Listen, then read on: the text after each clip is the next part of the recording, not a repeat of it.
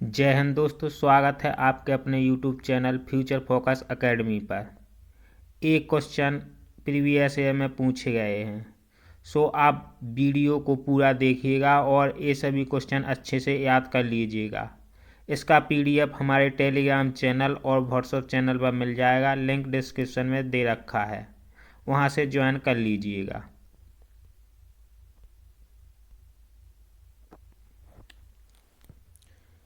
यहीं से 100% क्वेश्चन पूछे जाएंगे। एग्ज़ाम से पहले वीडियो को देख के जरूर जाएं। चलिए क्लास स्टार्ट करते हैं। क्वेश्चन नंबर 1, महिला आरक्षण विधेयक 2023 के अनुसार लोकसभा और राज्यसभा विधानसभाओं में महिलाओं के लिए कितनी सीटें आरक्षित की गई हैं? महिला आरक्षण विधेयक 2023 के अनुसार लोकसभा और राज्यसभा विधानसभाओं में महिलाओं के लिए कितनी सीटें आवंटित की गई हैं? 2/3, 1/3, 1/4, आधा। तो इसका राइट आंसर है दोस्तों ऑप्शन नंबर बी, 1/3।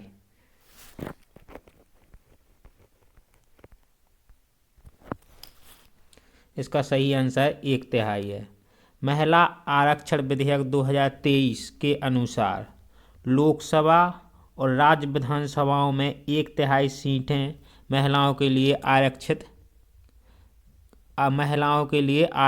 हैं। इस विधेयक का उद्देश्य विधायी निकायों महिलाओं का प्रतिनिधित्व बढ़ाना और राजनीतिक भागीदारी में लैंगिक समानता को बढ़ावा देना है।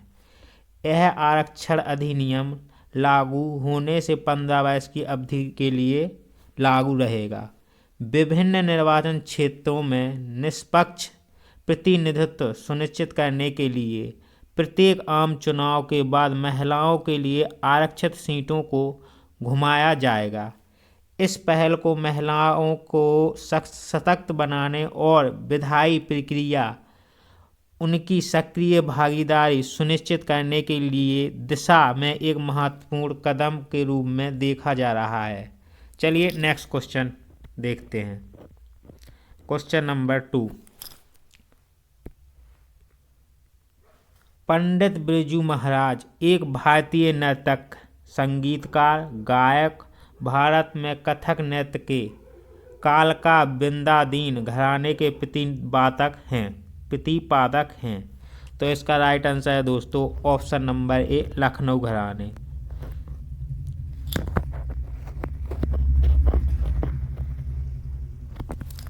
इसका सही आंसर है लखनऊ घराना।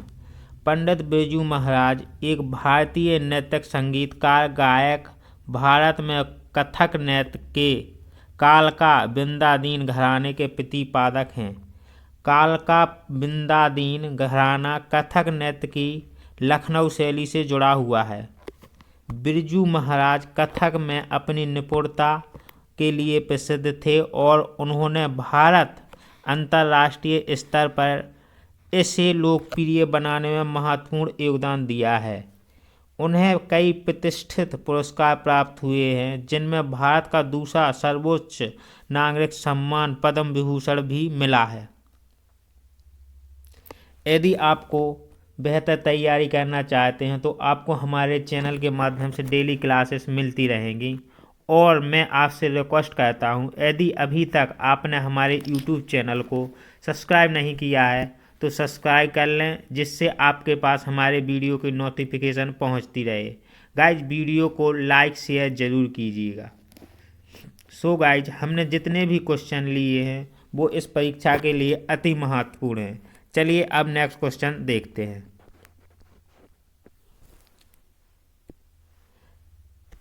एथलेटिक्स IAAF विश्व चैंपियनशिप में पूरी तरह से पेशेवर प्रतियोगिता बन गई है। एथलेटिक्स में IAAF विश्व चैंपियनशिप से पूरी तरह से पेशेवर प्रतियोगिता बन गई है। 1997 से 1995, 1993, 1991। तो दोस्तों इसका राइट आंसर है 1997।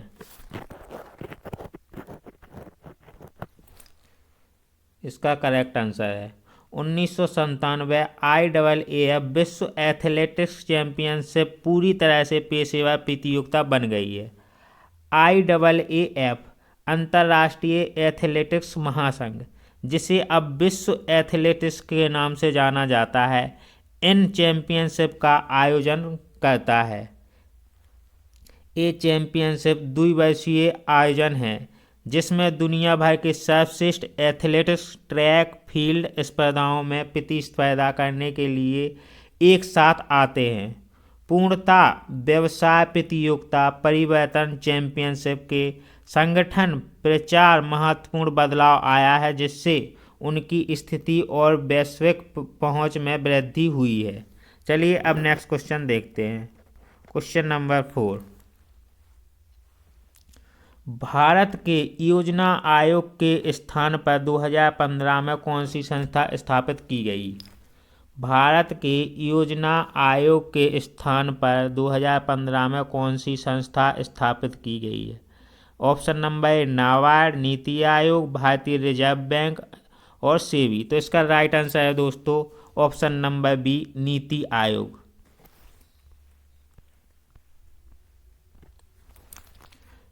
नीति आयोग। नीति आयोग की स्थापना 2015 में भारत के योजना आयोग के स्थान पर की गई थी। नीति आयोग का अर्थ राष्ट्रीय भारत परिवर्तन संस्थान है। इसका गठन सरकारी संघवाद को बढ़ावा देने, आर्थिक नीति निर्माण प्रक्रिया में निचले स्तर के ऊपर की दृष्टिकोण अपनाते हुए राज्य सरकारों की भागीदारी को बढ़ावा देने के लिए किया गया था। यह संस्था भारत सरकार के लिए नीति थिंक टैंक के रूप में कार्य करती है तथा आर्थिक नीति विकास प्राथमिकताओं सहित अनेक मुद्दों पर रणनीति तक और तकनीकी सलाह प्रदान करती है।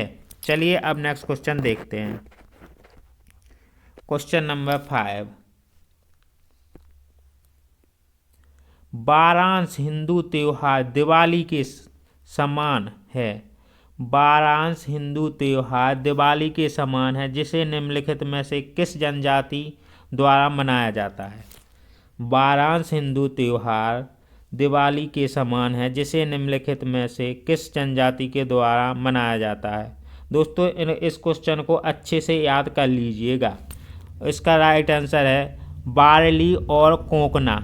इसका करेक्ट आंसर है वारांश हिंदू त्योहार दिवाली के समान बारली और कोकना जनजाति के द्वारा मनाया जाता है।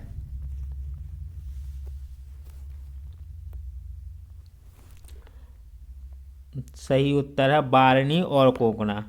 वारांश हिंदू त्योहार दिवाली के समान है। यह बारली कोकना जनजाति द्वारा मनाया जाता है। ये जनजातियां मुख्यतः महाराष्ट्र, गुजरात राज्यों में पाई जाती हैं।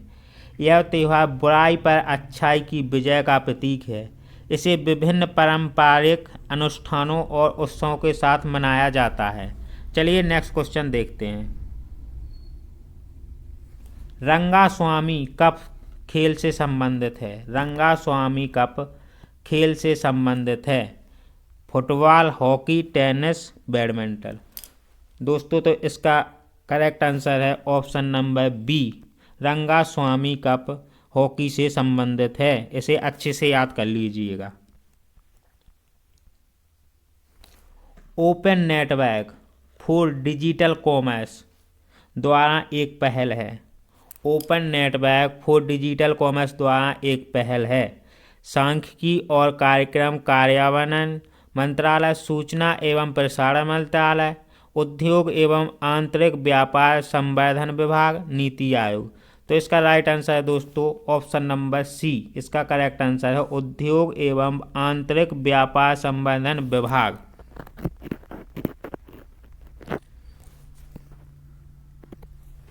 डिजिटल कॉमर्स के लिए ओपन नेटवर्क उद्योग आंतरिक व्यापार संवर्धन विभाग की एक पहल है। ONDC उद्देश्य खुले स्रोत पद्धति पर विकसित खुले नेटवर्क को बढ़ावा देना, जो किसी विशिष्ट प्लेटफॉर्म से स्वतंत्र होकर खुले विनिर्देशों और खुले नेटवर्क प्रोटोकॉल का उपयोग करता है। इस पहल का उद्देश्य डिजिटल वाणिज्य लोकतंत्रीकरण करना, इस प्लेटफॉर्म केंद्रित मॉडल से हटाकर खुले नेटवर्क मॉडल की ओर ले जाना है। ONDC छोटे खुदरा विक्रेताओं और व्यापारियों को एक बड़े बाजार तक पहुंचाने में मदद करेगा, जिससे उनके व्यापार के अवसर बढ़ेंगे। चलिए अब नेक्स्ट क्वेश्चन देखते हैं।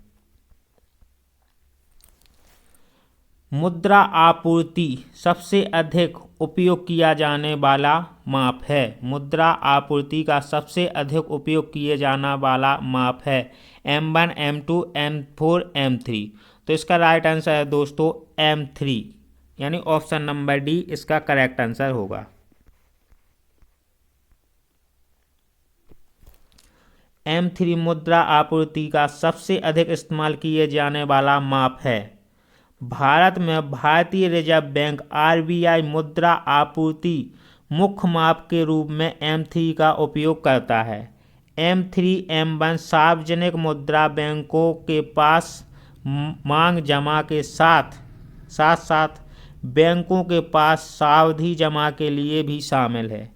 इसे अक्सर व्यापक मुद्रा के रूप में भी संदर्भित किया जाता है और यह अर्थव्यवस्था में कुल मुद्रा आपूर्ति का व्यापक माप प्रदान करता है।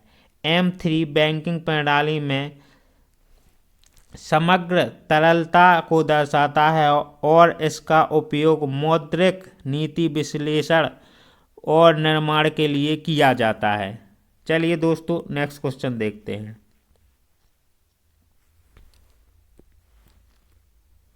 भारत की पहली आर्थिक जनगणना राज्य केंद्र शासित प्रदेशों UTS के सहयोग से दौरान लक्षद्वीप को छोड़कर पूरे देश में आयोजित की गई।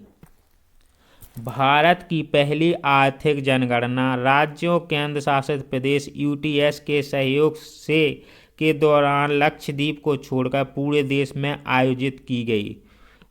ऑप्शन नंबर ए 1977, 1997, 1967, 1987। तो दोस्तों इसका करेक्ट आंसर है ऑप्शन नंबर ए 1977।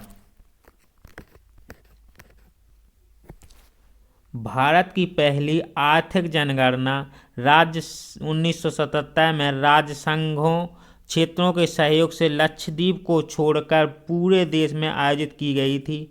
आर्थिक जनगणना देश में प्रतिष्ठानों, परिचालन, आर्थिक विशेषताओं के बारे में विस्तृत जानकारी प्रदान करती है। यह डेटा सरकार अन्य हितधारकों के लिए योजना बनाने, नीति निर्माण में मदद करता है। चलिए अब नेक्स्ट क्वेश्चन देखते हैं। Question number 10। सत्यशोधक समाज के संस्थापक कौन हैं? सत्यशोधक समाज के संस्थापक कौन थे? Option number A Ghasidas, Haridas Thakur, Jyotirao Phule, Ishwarchandra Vidyasagar. तो इसका राइट आंसर है दोस्तों ज्योतिराव फुले। सत्यशोधक समाज की स्थापना ज्योतिराव फुले ने की।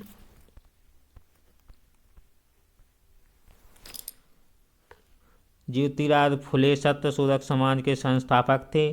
सत्यशोधक समाज, जिसे सत्यशोधक समाज के नाम से जाना जाता है, की स्थापना 1873 में महाराष्ट्र में हुई थी। संगठन का मुख्य उद्देश्य सामाजिक समानता को बढ़ावा देना, समाज में प्रचलित जाति व्यवस्था और अन्य सामाजिक अन्याय के खिलाफ लड़ना था। ज्योतिराव फुले एक प्रमुख समाज सुधारक और विचारक थे, जिन्हें समाज के उत्पीड़ित और हाशिए पर पड़े वर्गों के उत्थान के लिए अथक प्रयास किया। चलिए नेक्स्ट क्वेश्चन देखते हैं।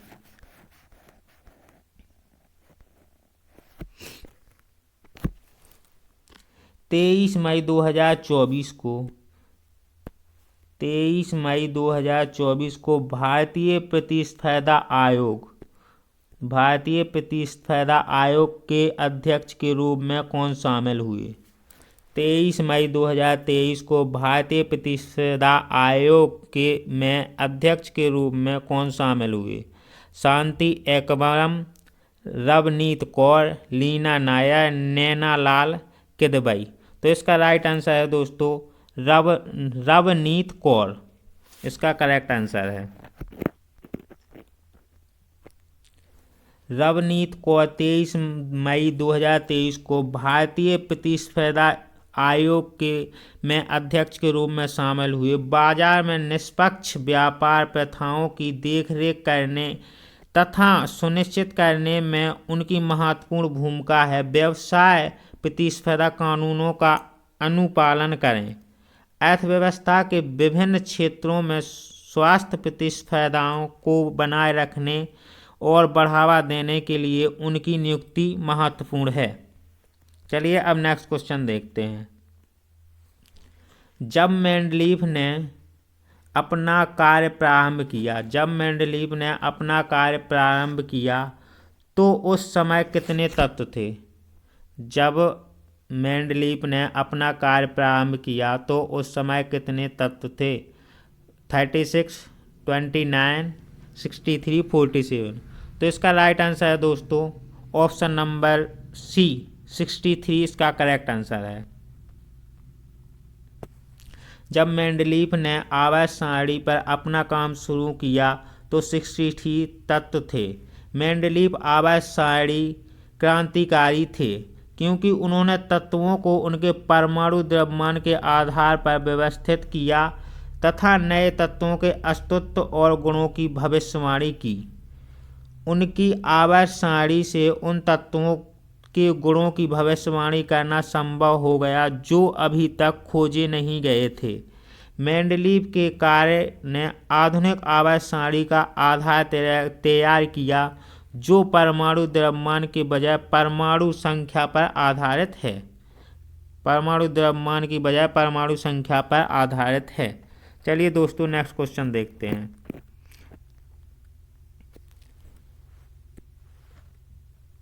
न्यायाधीश को निलंबित करने के संबंध में निम्नलिखित नीचे दिए गए कथन को पूरा कीजिए। न्यायाधीशों को निलंबित करने के संबंध में नीचे दिए गए कथन को पूरा कीजिए। भारतीय संविधान केवल उच्च न्यायालय के न्यायाधीशों को निलंबित करने की प्रक्रिया निर्धारित करता है।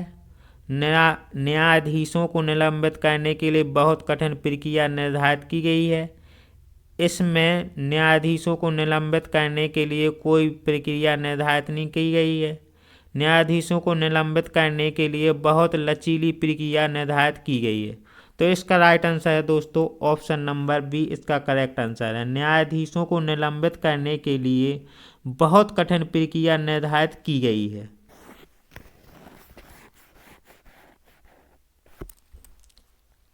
भारतीय संविधान में न्यायाधीशों को हटाने के लिए बहुत कठिन प्रक्रिया निर्धारित की गई है। न्यायाधीशों को हटाने की प्रक्रिया संविधान के अनुच्छेद 124(4) और अनुच्छेद 217(1)(b) में उल्लेखित है।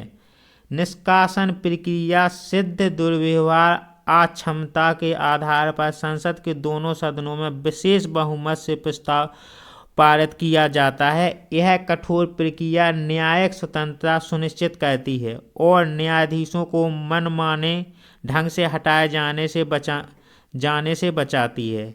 यह प्रक्रिया न्यायपालिका की अखंडता और निष्पक्षता बनाए रखने के लिए विस्तृत बनाई गई है। चलिए दोस्तों नेक्स्ट क्वेश्चन देखते हैं।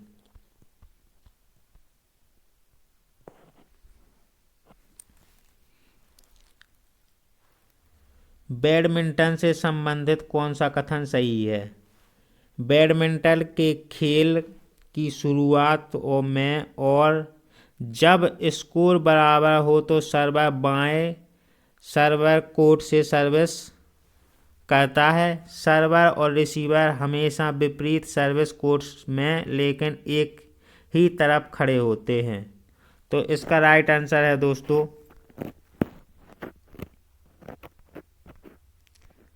इसका राइट आंसर है ऑप्शन नंबर डी, ना तो एक ना दो सही है, मतलब सही नहीं है।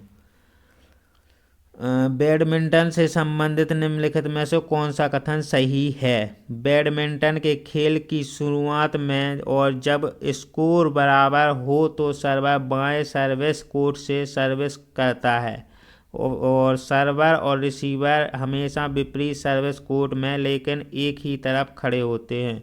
तो इसका राइट आंसर दोस्तों ऑप्शन नंबर डी है, ना तो 1 और ना ही 2।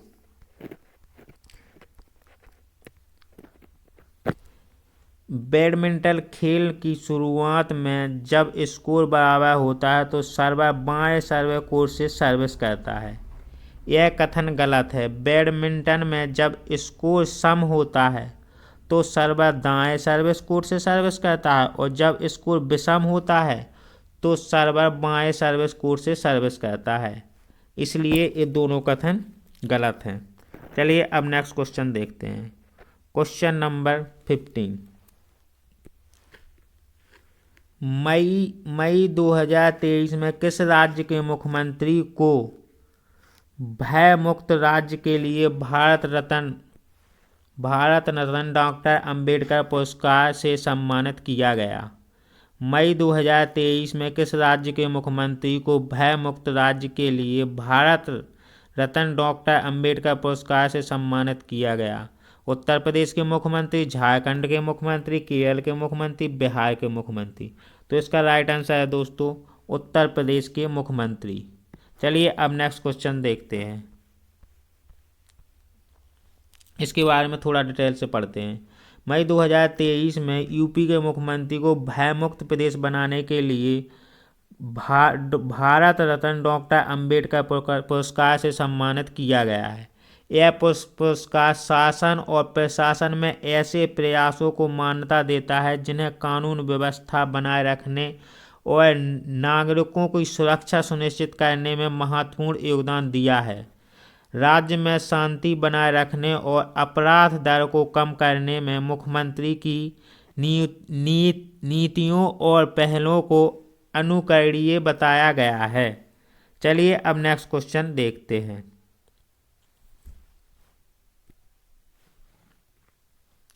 किसी देश या देश के किसी सुपरिभाषित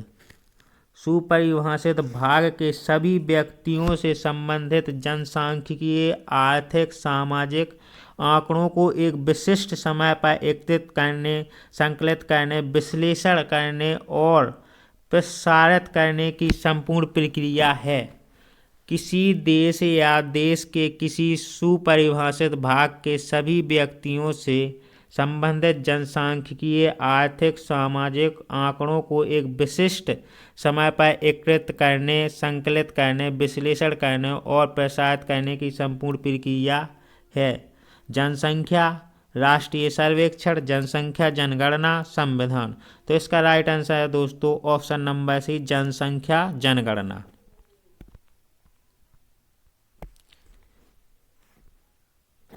जनसंख्या जनगणना एक देश या देश के किसी निश्चित भाग के सभी व्यक्तियों संबंधित जैसे जनसांख्यिकीय, आर्थिक, सामाजिक आंकड़ों एक विशिष्ट समय एकत्रित करने, संकलित करने, विश्लेषण करने, प्रसारित करने की संपूर्ण प्रक्रिया है। जनगणना किसी विशेष समय देश की जनसंख्या और उसकी विशेषताओं का एक स्नैपशॉट प्रदान करती है। यह डेटा योजना बनाने, नीति निर्माण के लिए महत्वपूर्ण है, जिससे सरकारें संसाधनों और सेवाओं का प्रभावी ढंग से आवंटन कर पाती है। एकत्र की गई जानकारी में आयु, लिंग, व्यवसाय, शिक्षा, रहन सहन की स्थिति जैसे विवरण शामिल हैं। चलिए दोस्तों अब नेक्स्ट क्वेश्चन देखते हैं।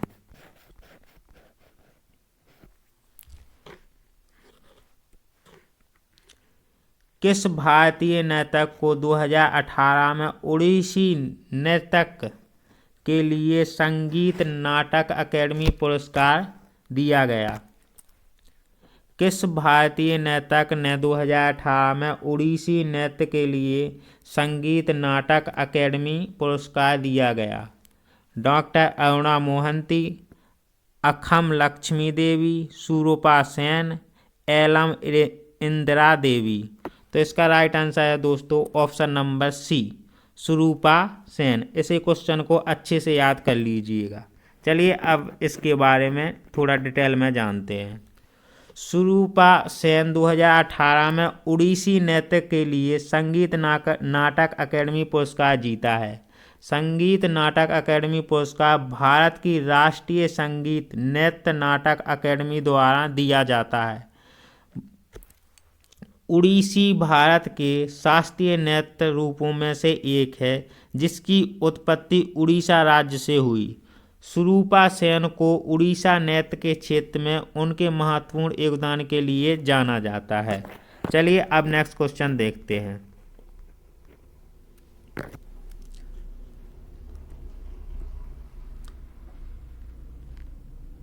भारतीय संविधान के भाग 4 के अनुसार जो माता पिता संरक्षक हैं उसका यह कर्तव्य है कि वह अपने बच्चे या जैसा भी मामला हो वयस्क की आयु के बीच के प्रतिपाल को शिक्षा के अवसर प्रदान करें।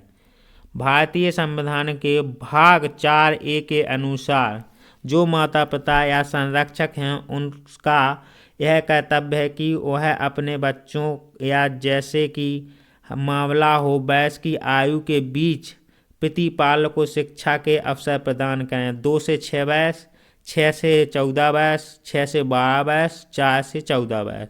तो इसका राइट आंसर है दोस्तों 6 से 14 वर्ष, इसका करेक्ट आंसर है। भारतीय संविधान में भाग 4A के अनुसार जो माता पिता या संरक्षक उसका यह कर्तव्य है कि वह अपने बच्चों का प्रतिपालन को जैसा भी मामला हो 6 से 14 वर्ष की आयु के बीच शिक्षा का अवसर प्रदान करे। भारतीय संविधान का भाग 4 भारत के नागरिकों के मौलिक कर्तव्यों से संबंधित है।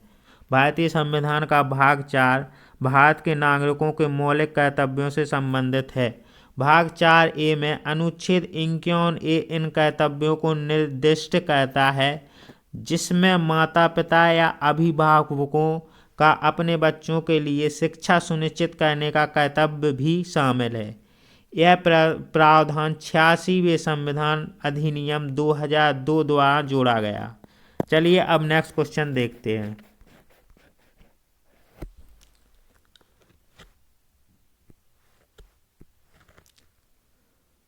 भारतीय उपमहाद्वीप में ज्ञात सबसे प्रारंभिक लेखन कौन सी शैली का नाम है?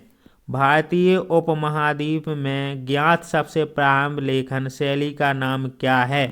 तो पाली शैली, सिंधु लिपि और ब्रह्मलिपि और संस्कृत लिपि। पाली लिपि, सिंधु लिपि, ब्रह्मलिपि और संस्कृत लिपि। तो इसका राइट आंसर है दोस्तों ऑप्शन नंबर बी, सिंधु लिपि। सिंधु लिपि भारतीय उपमहाद्वीप में ज्ञात सबसे प्राचीन लेखन शैली है। इसका उपयोग सिंधु घाटी सभ्यता द्वारा किया गया था जो लगभग 2600 से 1900 ईसा पूर्व के बीच वर्तमान पाकिस्तान उत्तर पश्चिम भारत में फली फूली है। यह लिपि विभिन्न कलाकृतियों पर पाई जाती है जिनमें मोहर, मिट्टी के बर्तन, पट्टिकाएँ शामिल हैं। अनेक प्रयासों के बावजूद सिंधु लिपि को पढ़ा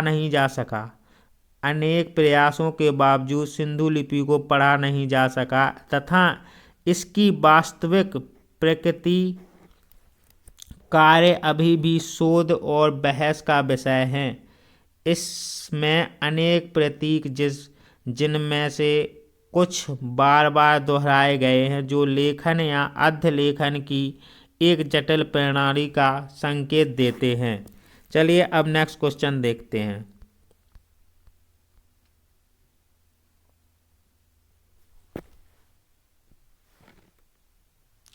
कौन सा भारतीय संगीतकार सर्वोच्च नागरिक सम्मान भारत रत्न पाने वाला पहला गायक है? कौन सा भारतीय संगीतकार सर्वोच्च नागरिक सम्मान भारत रत्न पाने वाला पहला गायक है?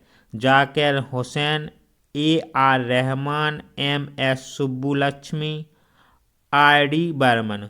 तो इसका राइट आंसर है दोस्तों M.S. सुब्बुलक्ष्मी। M.S. सुब्बुलक्ष्मी भारत के सर्वोच्च नागरिक सम्मान भारत रत्न से सम्मानित होने वाली पहली भारतीय संगीतकार हैं। M.S. सुब्बुलक्ष्मी, जिसे मदुरई षणमुख दुई सुब्बुलक्ष्मी के नाम से जाना जाता है, एक प्रसिद्ध कर्नाटक गायिका थीं। उन्हें 1998 में भारत रत्न से सम्मानित किया गया। 1998 में भारत रत्न से सम्मानित किया गया। भारतीय शास्त्रीय संगीत में उनका योगदान बहुत बड़ा रहा है, जिसके कारण उन्हें संगीत समुदाय में बहुत सम्मान और प्रशंसा प्राप्त हुई है। उन्हें विभिन्न भारतीय भाषाओं में उनके प्रदर्शन विश्व स्तर पर भारतीय संगीत को लोकप्रिय बनाने में उनकी भूमिका के लिए याद किया जाता है।